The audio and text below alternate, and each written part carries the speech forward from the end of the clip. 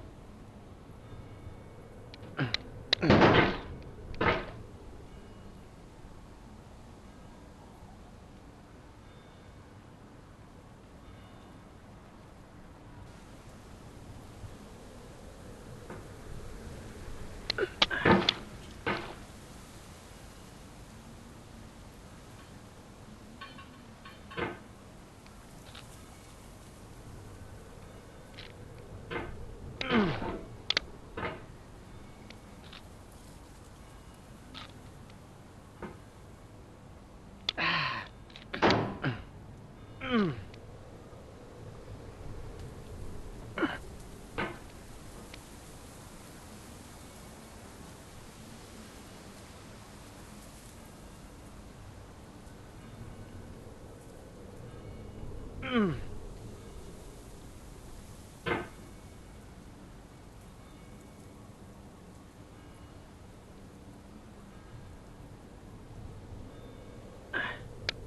years now, people have been predicting that games would soon be made out of prefabricated objects, bought in a store and assembled into a world. And for the most part, that hasn't happened, because the objects in the stores are trash. I don't mean they look bad or that they're badly made, although a lot of them are. I mean they're trash in the way that food becomes trash as soon as you put it in the sink. Things are made to be consumed and used in a certain context, and once the moment is gone, they transform into garbage. In the context of technology, those moments pass by in seconds. Over time, we've poured more and more refuse into this vast digital landfill that we call the internet. It now vastly outnumbers and outweighs the things that are fresh and untainted and unused. When everything around us is cultural trash, trash becomes the new medium, the lingua franca of the digital age. And you can build culture out of trash. But only trash culture. B games, B movies, B music, B philosophy. Maybe this is what digital culture is. A monstrous mountain of trash, the ash heap of creativity's fountain. A landfill with everything we ever thought of in it. Grand, infinite, and unsorted. There's 3D models of breakfast, Gen X's fanfic novels, scan magazines, green screen Shia LaBeouf, banned snuff scenes on LiveLeak. Facebook's got lifelike bots with unbranded adverts and candid shots of Kanye and Taylor Swift mashups, car crash epic failed GIFs, Russian dashcam vids, discussions of McRibs, discarded, forgotten, unrecycled, muddled, rotten, untitled. Everything's fresh for about 6 seconds, until some newer thing beckons, and we hit refresh. And there's years of persevering, disappearing into the pile, out of style, out of sight. In this context, it's tempting to make friendly content that's gentle, that lets you churn through it but not earn it. Why make something demanding if it just gets piled up in the landfill, filed in with the bland things?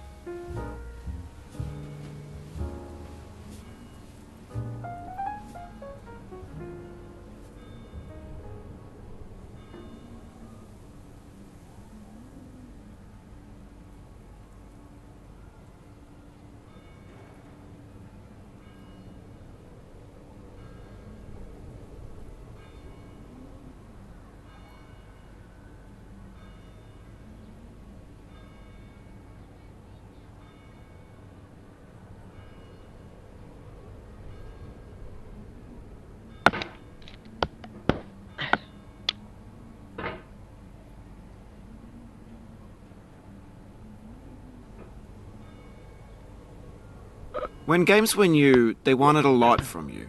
Daunting you, taunting you, resetting and delaying you. Players played stoically. Now everyone's turned off by that. They want to burn through it quickly, a quick fix for the fickle, some tricks for the clicks of the feckless. But that's not you, you're an acrobat. You could swallow a baseball bat.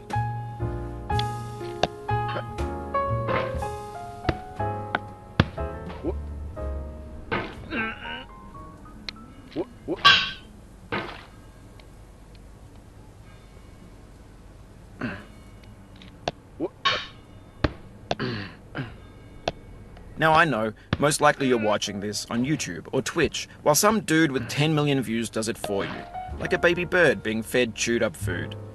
That's culture too.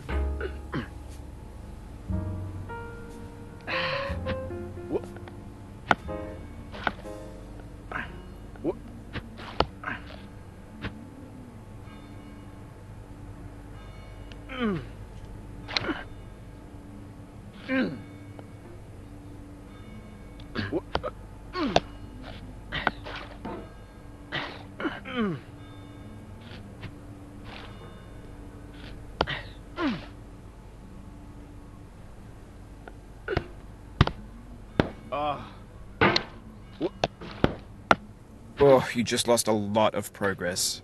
That's a deep frustration, a real punch in the gut.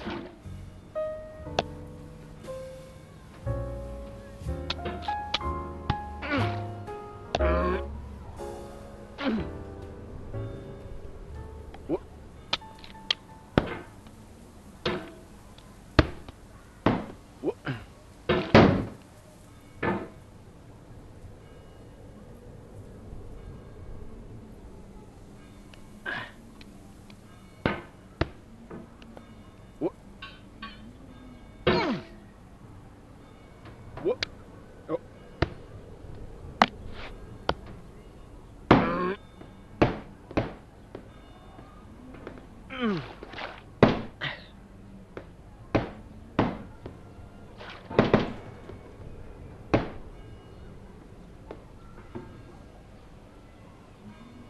What?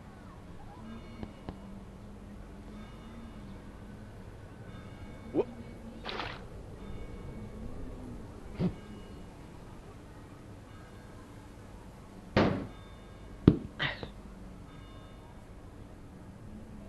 Oh.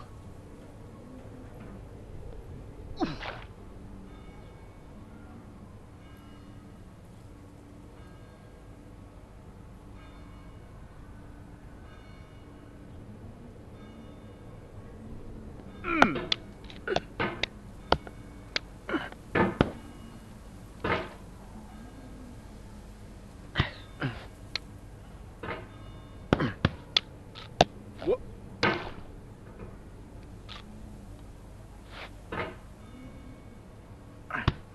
What? What? Oh, oh. No.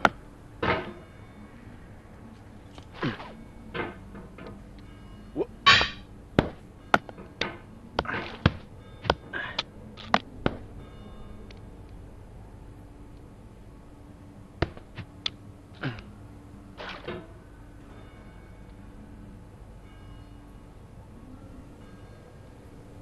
Oh. What?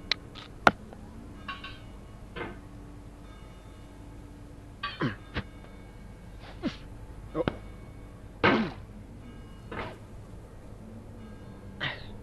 What?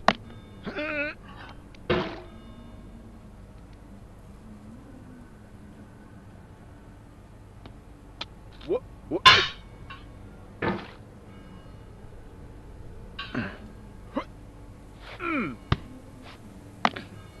What?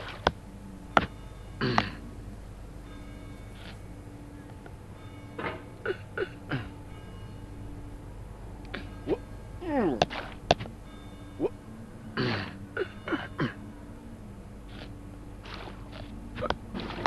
What?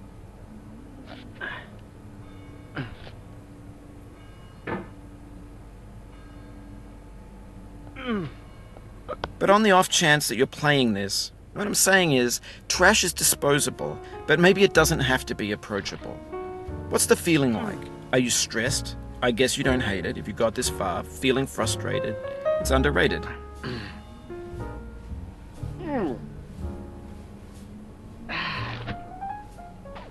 An orange is sweet, juicy fruit locked inside a bitter peel. That's not how I feel about a challenge. I only want the bitterness. It's coffee. It's grapefruit. It's licorice.